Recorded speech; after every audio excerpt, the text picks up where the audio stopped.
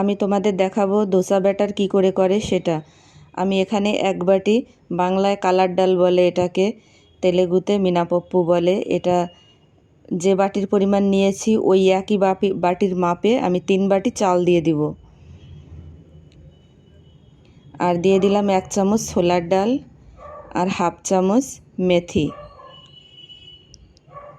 এটার টেস্টটা খুব ভালো হয়।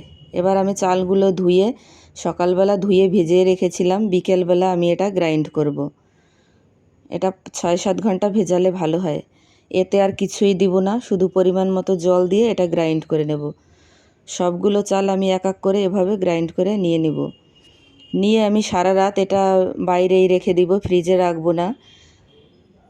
এটা একটু কি বলে, সারা রাত বাইরে থাকলে একটু ফ্লাফি হয়, তখন ধোসাটা ভালো হয়। আমি 2 ভাগে ভাগ করে রেখেছি, কারণ আমি কিছুটা আমি ফ্রিজে এখন তুলে রেখে দেব, আর যেটা দিয়ে আমি ধোসা করব ওটার আমি এখন রেডি করব। দেখো, ওটা খুব গাঢ় আছে, যেহেতু আমি জল দেইনি। এখন আমি একটু জল দিয়ে আর লবণ দিয়ে গুলাটা ভালোভাবে রেডি করে নিব।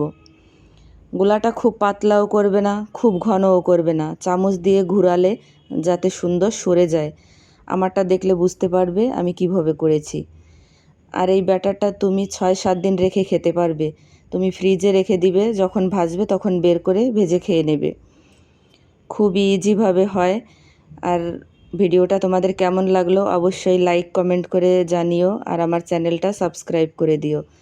এমন ইজি রেসিপি তোমরা দেখতে পাবে। দেখো, আমার ব্যাটারটা ঠিক এভাবে করে নেবে।